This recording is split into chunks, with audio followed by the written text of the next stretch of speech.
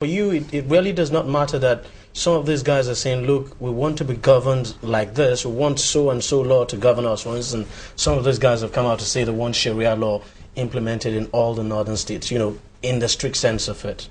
Good. If you want to relate it to disintegration, who are they talking on behalf of? That is the only way you can see disintegration. But if they are a pocket of people generally causing trouble and having some kind of manifesto or at least a demand that they are making, when they are not making this demand on behalf of anybody, like I'm saying, they are not making this demand on behalf of, for instance, the North, the Northeast, North Central, or anybody. It would appear it is just a group, a nameless group that you cannot find in any geographical area. I'm going to come back to you, Mr. Adegwu. It would appear it has a point. I mean, you look at it, say, for instance, you say, okay, fine, the Boko Haram has come out to say they want Sharia law implemented in the whole of the northern states, but then how many of those northern states actually support the cause? How many people in this region actually support the cause? So if you do not have that kind of situation, then we're talking about something different here. Certainly, it's not as simple as saying that you have self-determination groups that are organized and publicly advocating for secession.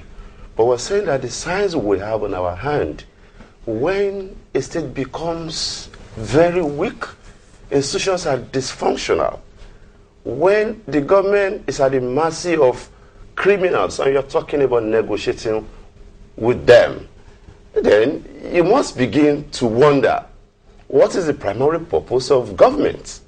To ensure the security of people, life and property. Now, if you don't have the right architecture in terms of systems, our problem is that we have failed to get our politics right. If you don't get your politics right, you don't get your structures right, all the efforts you put on economy will go to naught. What we're saying, I'm saying in essence, is that it is not as if tomorrow or next tomorrow the country will disintegrate. But certainly you cannot continue like this and you hope to make progress. Well, Chief Obafemi Awolowo drew the distinction that it is one thing for you to be united. It is yet another for you to be harmoniously united. For Nigeria to quit the level of the Africa's tallest midgets, we must get the right political system, the right structures in place so that we can begin to make progress. You see signs of misgovernance everywhere. Certainly if you continue like that, some things will have to give. Let's just pause on this. I mean, let's look at some other issue. I want you to react to that, Mr. Okolugbo. I want us to take a listen to what the president said about corruption. I thought the president was going to speak extensively on corruption, but it turned out on the night it was the issue that attracted the least of response from the president. It was very brief. Let us take a listen to what the president said now about corruption, and I want you to come in there, Mr. Okolugbo. We don't stop anybody from being prosecuted. We don't.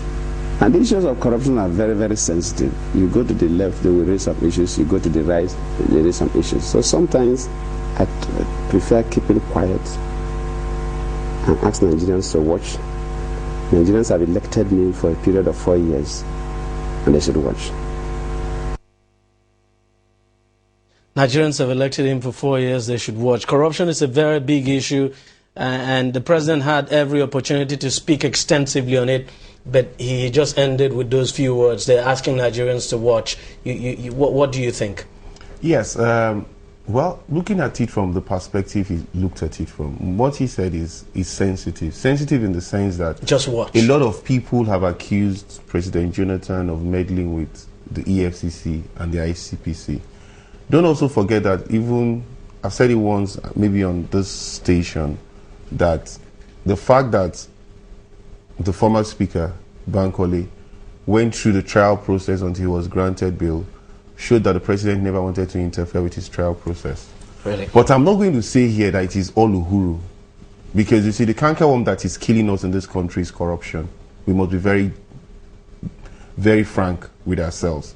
Most of the people that aspire to get to power because they want to eat, kill, and destroy.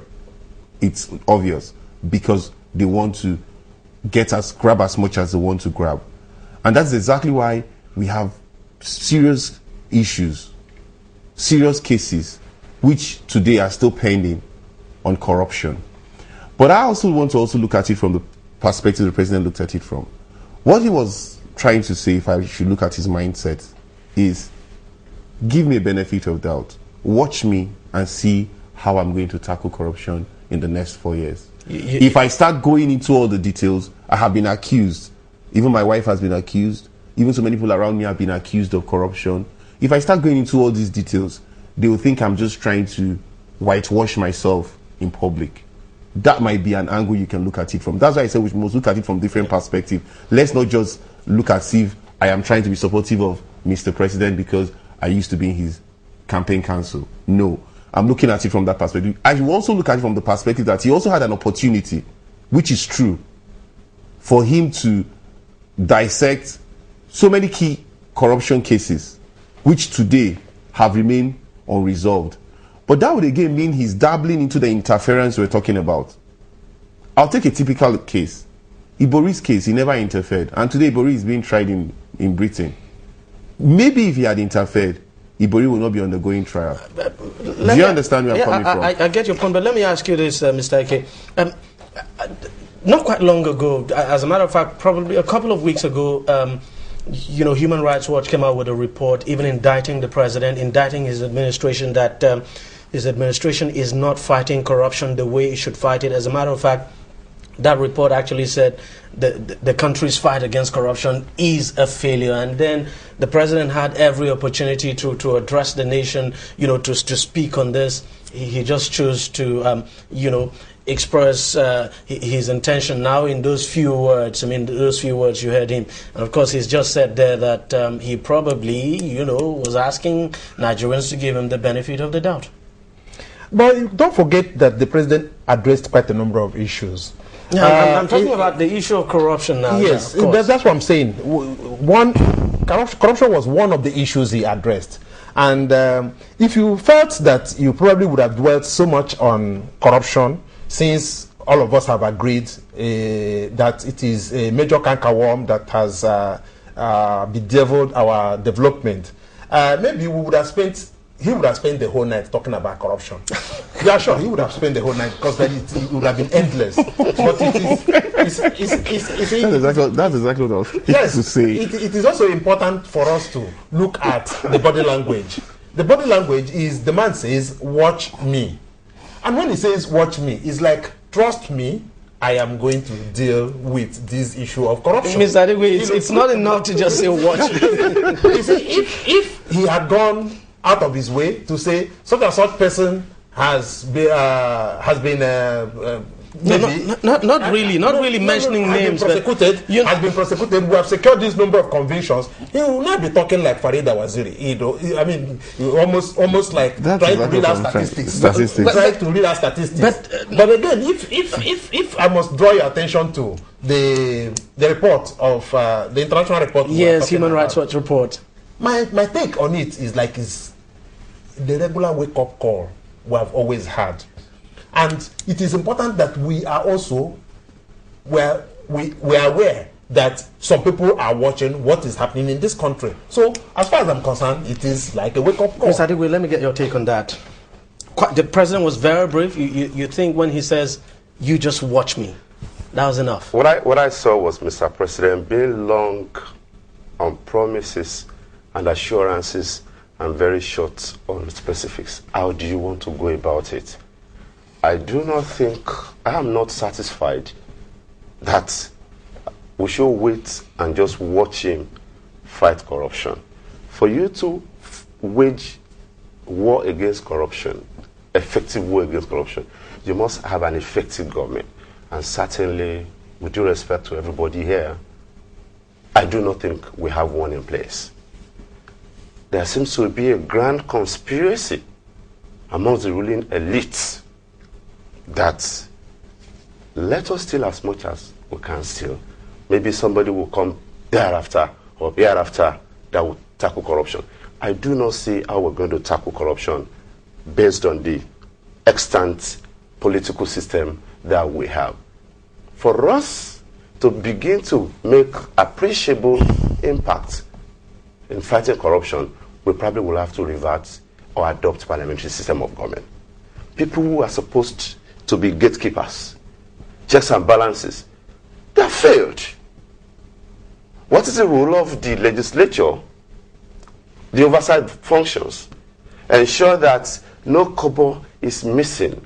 The fact is that figures don't add up because you have a system that is very loose. And when you have such, it becomes extremely difficult to fight corruption. I'm sorry to say this, I've given up on the ability of, it is not about Mr. President, it's about the system you are running. There is no way the people that you want to fight are very, very powerful. Whilst they are grabbing at multiplier, geometric progression, the people that are supposed to fight them simply lack the ability. And the signs are just there. And that's why, in spite of all the monies we have made, infrastructures are powerless, education is in comatose, and yet, how many people have been punished? That's my fear. Yeah, man, you know, very quickly now, because we have to go on a short break, but I just think it wouldn't, Mr. Akolugbo, I'm talking to you now, yeah. It wouldn't be out of place, for instance, if the president had come out to say, look, you know what, we actually realize this is a very big issue, this and this is what we're doing to strengthen our laws, this and this is what, the checks we're putting in place and all of that. But to just say, Nigerians elected me for a period of 4 years and, just watch. That's exactly why I said it depends on the perspective. Of course, he had that opportunity, and you can reel them out. And so I wonder why he chose not to. And in any case, some people will tell you they've been watching for the past 100 days. He decided not to release. They really haven't. Well, it's about 500 days. Look at AMCON, for example. Some people will tell you they've been watching for the past 100 days that the president has been in office. They just haven't seen anything spectacular. No, but they have in the fight against corruption. Yes. Okay, look at AMCON, for example. AMCON was established in the time of Jonathan. Anyway, you are speaking for the president. I'm just saying. No, I'm not speaking for him. I'm just giving examples of the things that he could have talked about.